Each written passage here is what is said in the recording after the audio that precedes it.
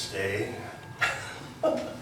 For those who are watching the recording of this on the internet, we are in our new space and experimenting with positioning, so who knows what happens, and we have an intimate little group today, which is still a good thing. Yeah, they can see you. The topic today is mindfulness, multitasking and mindfulness, and it's funny to me anyway, something I learned about myself is that I pull topics ahead of time. So I'll sit down and look at the readings for the next 6 weeks, and I'll do 6 weeks worth of topics. And then half the time when 6 weeks goes by, or however many, by the time we finally get to the one, I wonder what in the world was I thinking when I pulled this, when I pulled mindfulness out of these particular readings, and yet it's there. What I thought was really kind of interesting is I think it was last week during the book discussion of Thich Nhat Hanh's Living Buddha, Living Christ, that somebody brought up this verse.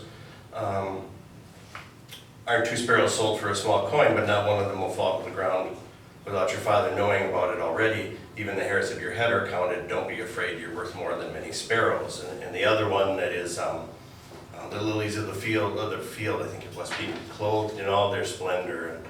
And how we get into worrying about, gosh, some of us everything. Some of us are professional worriers, and then some of us are just oblivious, it seems. Me too.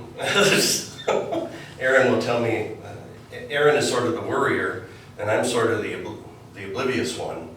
And she'll ask me how it is I can do that, and I don't know, I just don't. It just happens. Yeah, it just happens. And there's a lot of comfort in that, although I suppose one could argue that there's a fair amount of being unprepared. And when I went back and read these as I was doing the bulletin, I was, first of all, intrigued by the whole Mother Teresa reading, the first reading about how we approach one another, and that if we really wanted peace, we would start loving each other. And I was reflecting on that as I was pounding nails in the walls here, and the guy from next door came and said they were doing meditation, and was I going to be pounding nails for long?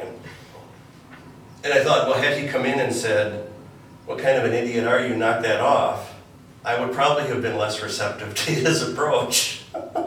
Instead, he came in and he asked, and of course I'm not going to keep pounding nails while they're trying to meditate, even though it's actually good to learn to practice with distraction, but I don't think he would have seen the wisdom in that.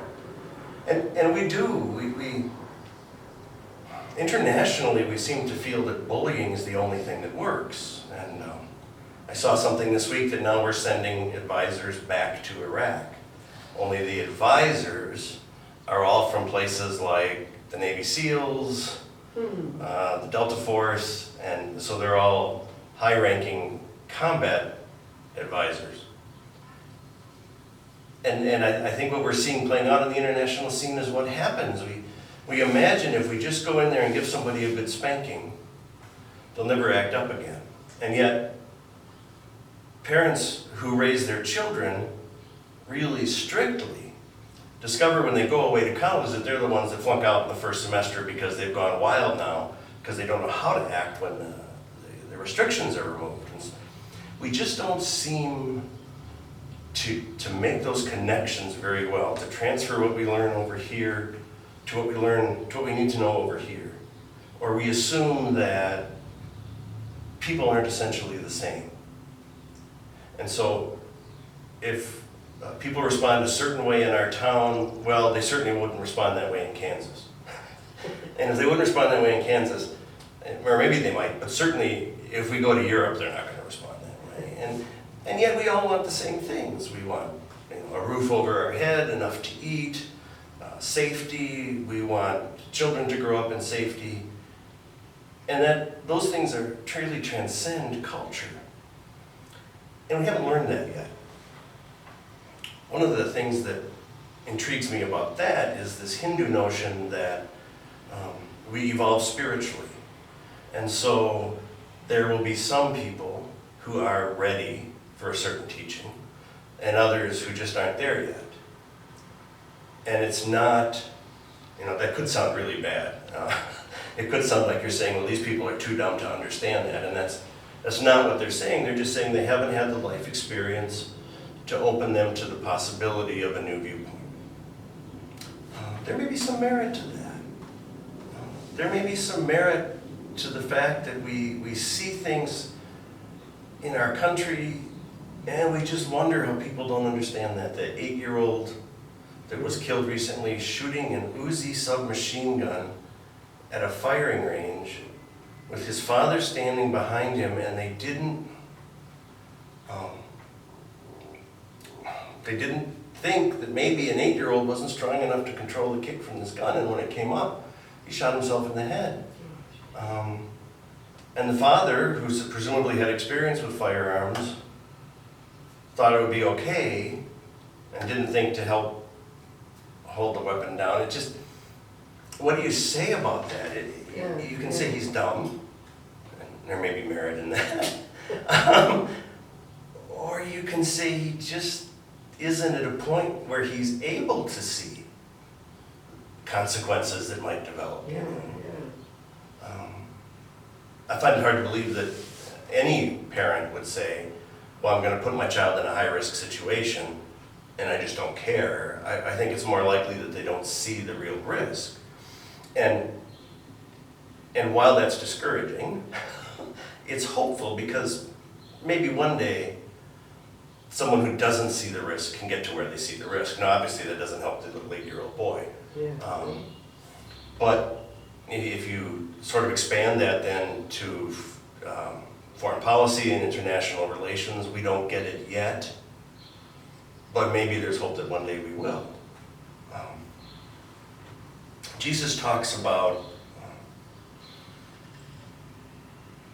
this idea that seems so important in the current political climate as well, of basically everything comes to light. And so you can try and hide the truth, but the truth will come out. And it's a message for spiritual teachers too, that there are those people out there who are, well, the whole televangelist movement, the whole prosperity gospel movement that was all about how do we pad the pockets of the preacher. And that system that's set up so that the people who are supposedly served by it are the ones who are always to blame if it doesn't work out. You know, if you gave me $1,000 and you didn't get 10,000, you simply didn't have enough faith. It's not that I'm a crook and I'm telling you something that isn't true. It's your fault. You didn't have enough faith. If only you'd believed, that would have happened, so maybe you better give me some more money. And then all of a sudden it comes to truth, or to light, that these people are living in multi-billion-dollar homes, all on the backs of the people who can least afford it. Somebody once said, if you want to know if it's okay to do something, think about how you would feel if you did it in front of your grandmother. which is a pretty interesting, I don't know if that applies universally, but it's a pretty interesting idea that if we're ashamed to have somebody know that we're doing something, why really are we doing it? And finally, this bit that sounds really divisive in here, don't think that I've come to bring peace to the earth. I haven't come to bring peace but a sword. To turn a man against his father, a daughter against her mother, a daughter-in-law against her mother-in-law. People's enemies are members of their own households. Well, what happens when you start doing the right thing? I've talked to a whole lot of people who have left the family religion. And the more conservative the family religion is, the more devastating that is in terms of the relationships within the family. And yet, and I suppose I'm a little bit biased, but the people who leave have basically come to a point where they can't stay, where there's something about staying that would violate their integrity. And the family members who can't let them go, I really feel can't let them go because their own feeling of safety is very tied into everything about this being okay. You know, pastor wouldn't lie. I think of the pastor in proximity to us who's sleeping with half his congregation, and it hasn't blown up yet. And I thought it was going to blow up a year ago. And so some people, though, don't want to see it because their sense of safety is tied into that particular congregation staying together. Other people have been tremendously wounded by it and have left. And I think the divisions that Jesus is talking about, it's not, on the surface he's saying, I just came to make trouble in families. and I don't believe for a minute that's what he's saying, but I think what he is saying is that you have to be prepared that when you start doing things differently, some people won't be able to tolerate that. The same thing with this bit about those who love father or mother more than me aren't worthy of me. Those who love son or daughter more than me aren't worthy of me. It's that attachment thing that the Buddhist teacher Noah Levine uses that I like so much, where he says, here's two people, and now they're in relationship, and healthy relationship says that if you go over here, I can choose to go with you, or not, and eventually we'll come back together, and that, there's a certain amount of coming and going and distancing, but the healthy relationship sort of moves like this. An attached relationship, this person says, you're coming with me whether you want to go or not, and drags you over here. and so I think what Jesus is talking about here again is that as we start to do different things, as we start to follow our own spiritual path with integrity, we're going over here. There may be people in our families who can come with us, and those who can't. There may be people in our families who, when we start to go here, grab on and try and tug us back. Jesus is ultimately saying, I believe, that if the truth goes this way, and the only way we're going to be able to follow it is if we're not in that unhealthy attachment. So if I'm a Southern Baptist, and now we are in fictional worlds, right? But if I'm a Southern Baptist and my child decides they want to become a Unitarian Universalist, can I let them go? And if they're convinced that the truth is there and they start to move that way, am I going to try and drag them back? And if so, are they going to act in accordance with their integrity and their belief? Or are they going to say, well, it's more important to me to have peace at home? None of those things are really easy questions.